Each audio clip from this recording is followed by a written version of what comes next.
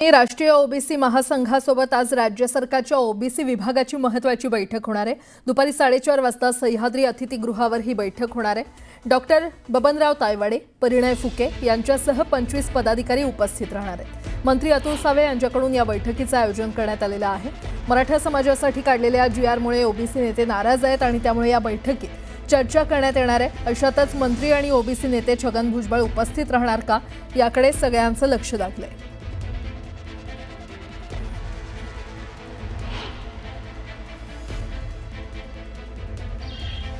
ज्या आपल्या महाराष्ट्रातल्या संपूर्ण ओबीसी समाजाचे जे प्रश्न आहेत आणि ज्या ज्या मागण्या आल्या आहेत किंवा जे काही संभ्रम आणि शंका भुजबळ साहेबांच्या असतील किंवा इतरत्र सन्माननीय मंत्रिमंडळातील सदस्याच्या असतील, त्या आम्ही त्या ठिकाणी मी ऐकून घेणार आहे।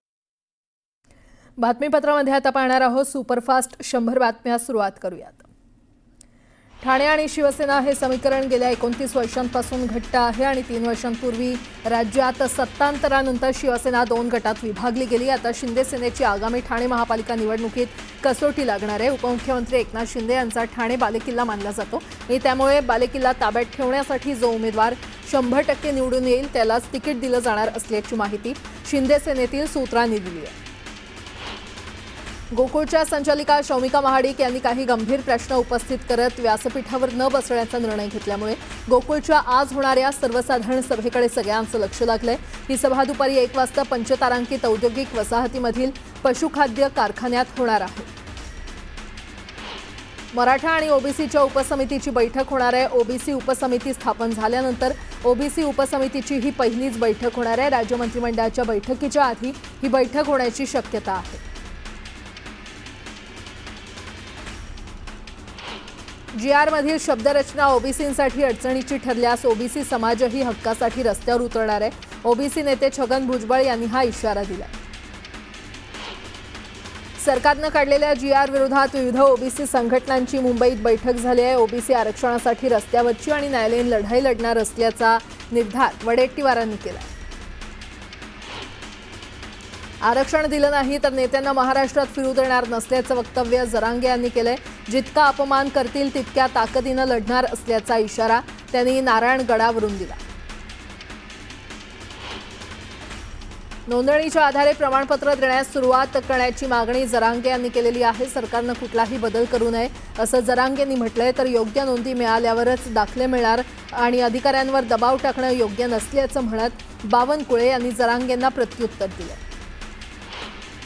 पदवीधर मतदारसंघ भाजपनं घ्यावा आणि शिक्षक मतदारसंघ शिवसेनेला सोडावा असं म्हणत शहाजीबाबू पाटलांनी भाजपला थेट ऑफर दिली आहे। यानंतर भाजपच्या भूमिकेकडे सगळ्यांचं लक्ष लागलं।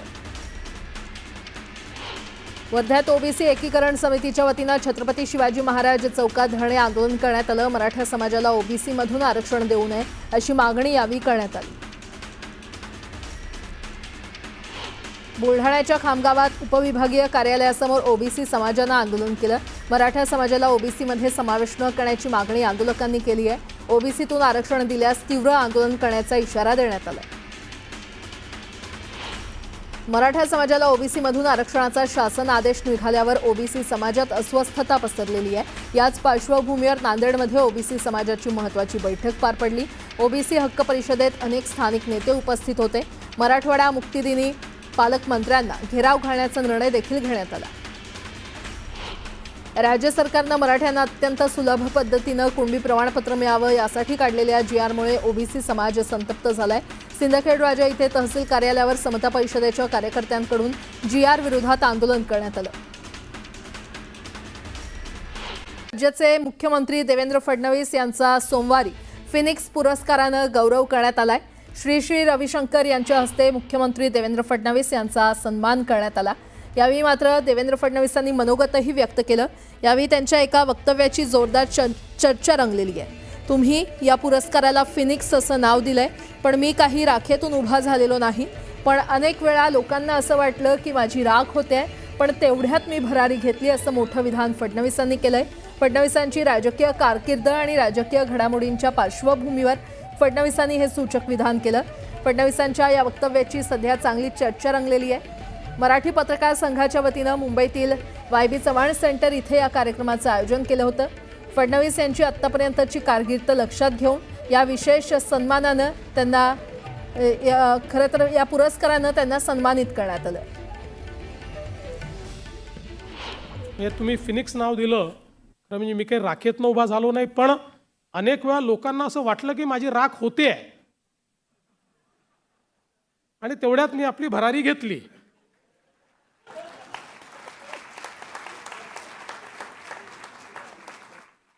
तर ही का घेऊ शकलो? कारण जेव्हा जेव्हा राखेचा क्षण आला त्यावेळी त्याला सकारात्मकतेनं पुढे गेलो.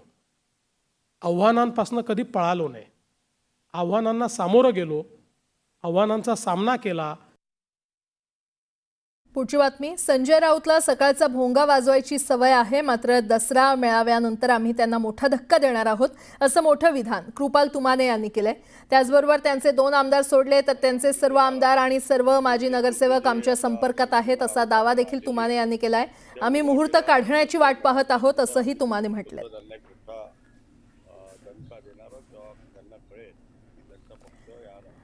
जे आडवे येतील त्यांना आडवे करून पुढे जाऊ, अशा शब्दात मंत्री गणेश नाईक यांनी कडक इशारा दिलाय. पण त्यांचा बोलण्याचा रोख नेमका कुणाकडे होता यावरून सध्या चर्चा सुरू झालेल्या आहेत. ते ठाण्यामध्ये बोलत होते, त्यामुळे राजकीय वर्तुळात चर्चा आणखी रंगू लागल्यात. आगामी महापालिका निवडणुकीच्या पार्श्वभूमीवर ठाण्यामध्ये भाजपनं मोर्चे बांधणी सुरू केली आहे. गणेश नाईक स्वतः जातीनं लक्ष घालतायत. कधी त्यांच्या नावाचे बॅनर ठाण्यामध्ये झळकतात तर कधी गणेश नाईक ठाण्यामध्ये जनता दरबार भरवतात. त्यामुळे ठाणे महापालिका निवडणुकीत महायुती एकत्र निवडणूक लढणार की स्वबळाचा नारा देत शिवसेना भाजप आमनेसामने उभे ठाकणार, याचीही चर्चा ठाण्यामध्ये सुरू आहे. या पार्श्वभूमीवर नाईकांनी केलेलं हे वक्तव्य कुणाला इशारा आहे याची चर्चा सुरू झाली आहे.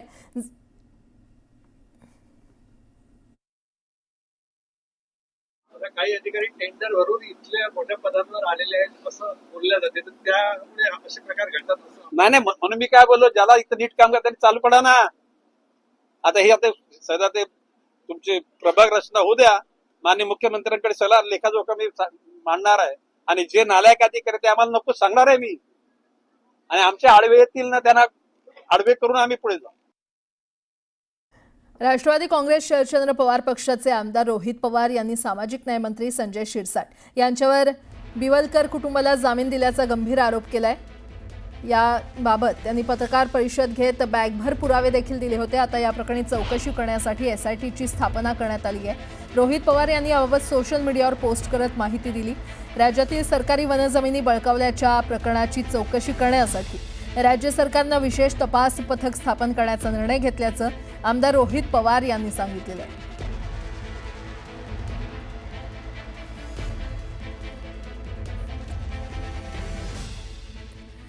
पुन्हा एकदा बातम्या वेगवान स्वरूपात. मुंबई शहरात पर्यावरणपूरक सार्वजनिक वाहतूक सेवा वाढवण्यासाठी बेस्ट उपक्रमात टप्प्याटप्प्यानं विद्युत बस दाखल होत आहेत. 17 विद्युत बस नुकत्याच दाखल झालेल्या आहेत आणि या बस ओशिवरा आगारातून विविध मार्गांवर चालवल्या जाणार आहेत. सध्या यातील 4 बस या कोस्टल रोडवर ओशिवरा आगार ते वरळी दरम्यान धावणार आहेत. नागपुरात जड वाहनांमुळे होणारी वाहतूक कोंडी आणि अपघात टाळण्यासाठी शहरातील 60 ठिकाणी जड वाहनांना येण्यास बंदी घालण्यात आलेली आहे. सकाळी 6 ते रात्री 10 वाजेपर्यंत या 60 ठिकाणांवरून जड वाहनं शहरात येऊ शकणार नाही. नवरात्रीसह दिवाळी आणि छठपूजेसाठी प्रवाशांना सोयीचा प्रवास व्हावा म्हणून मध्य रेल्वेनं मुंबई नागपूर मुंबई दरम्यान फेस्टिवल स्पेशल सुपरफास्ट ट्रेन चालवण्याचा निर्णय घेतला.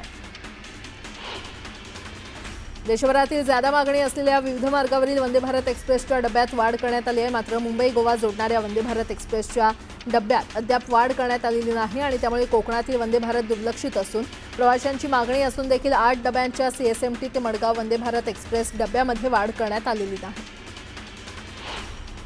नवीन नागपूरला 11,300 कोटींचा बूस्टर डोस मिळालेला आहे. MMRDA आणि हुडको यांच्यामध्ये हा करार झालेला आहे. या करारामुळे नवीन नागपूरच्या जागतिक दर्जाच्या विकासाला चालना मिळणार असून आर्थिक आणि व्यावसायिक चेहरा बदलण्याची मोठी संधी उपलब्ध होणार आहे.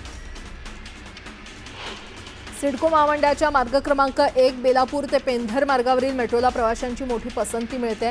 या मार्गावरील प्रवासी संख्येनं शनिवारी 1 कोटी प्रवासी संख्येचा विक्रमी टप्पा गाठलाय. अवघ्या 2 वर्षात या मार्गावरील प्रवासी संख्या 1 कोटींवर गेली आहे. नवी मुंबई शहराला पाणीपुरवठा करणाऱ्या मोरबे धरण परिसरात 200 डिस्नीलँडच्या धर्तीवर पर्यटन स्थळ उभारण्यात येणार आहे। याशिवाय सौर ऊर्जा प्रकल्पही उभारण्यात येणार असून या दोन्ही प्रकल्पामधून महापालिकेच्या उत्पन्नात भर पडणार असल्याची माहिती वनमंत्री गणेश नाईक यांनी दिली आहे।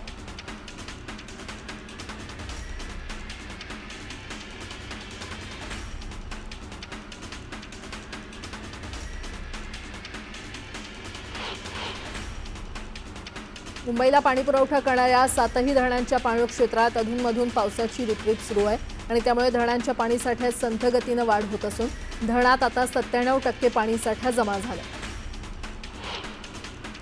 नागपूर पालिका निवडणुकीसाठी जाहीर करण्यात आलेल्या प्रारूप आराखड्यावर आज सुनावणी होणार आहे। 115 हरकती विविध पक्षाकडून दाखल करण्यात आल्या। पनवेल महापालिकेच्या मालमत्ता कर विभागाने सुरू केलेल्या अभय योजनेला पनवेलकरांकडून प्रतिसाद मिळतोय। आतापर्यंत योजनेला उत्तम प्रतिसाद मिळत असून 500 कोटींपेक्षा अधिक रक्कम महापालिकेच्या तिजोरीमध्ये जमा झाली आहे। नागपुरातील विधान भवन विस्तारीकरणाचा मार्ग मोकळा झालाय। विधान भवनाच्या शेजारील शासकीय मुद्रणालय आणि ग्रंथालयाची जागा विधिमंडळ सचिवालयाच्या नावे झाल्याची माहिती आहे। या जागेची मोजणी झाल्यानंतर प्रत्यक्ष ताबा सचिवालयाकडे देण्यात येणार आहे। विसर्जन मिरवणुकीच्या दुसऱ्या दिवशी पुणे शहरात पाऊस झाल्यानं महापालिकेला स्वच्छतेचं काम करता आलं नव्हतं। रविवारी रात्री आणि सोमवारी दिवसभर स्वच्छता मोहीम राबवून मिरवणूक मार्गावरून 1.5 टन चप्पल आणि बुटांचा कचरा उचलण्यात आला। शिवाय 706 टन अन्य कचरा संकलित करण्यात आलेला आहे। गणेश विसर्जन मिरवणुकीमध्ये ध्वनिक्षेपकांचा दणदणाट करणं, प्रकाश झोतांचा वापर करणं पिंपरी चिंचवडमधील गणेश मंडळांना भोवलेलं आहे। कणकर्कश आवाज करून ध्वनी प्रदूषण केल्याप्रकरणी 40 गणेश मंडळांवर गुन्हे दाखल केले आहेत। त्याचबरोबर ध्वनिक्षेपकांचा मालक आणि वाहन चालक आणि मालकांवर देखील गुन्हे दाखल आहेत। पीएम किसान सन्मान योजनेतील मानधनावरून केंद्र सरकार अधिकच कठोर होतंय आणि यापूर्वी शेती नावावर असलेल्या शेतकऱ्याला 6,000चा हप्ता दिला जात होता। मात्र आता कुटुंबातील पती आणि पत्नीच्या नावावर जर शेती असेल तर केवळ पत्नीलाच मानधन मिळण्याचा निर्णय घेण्यात आला।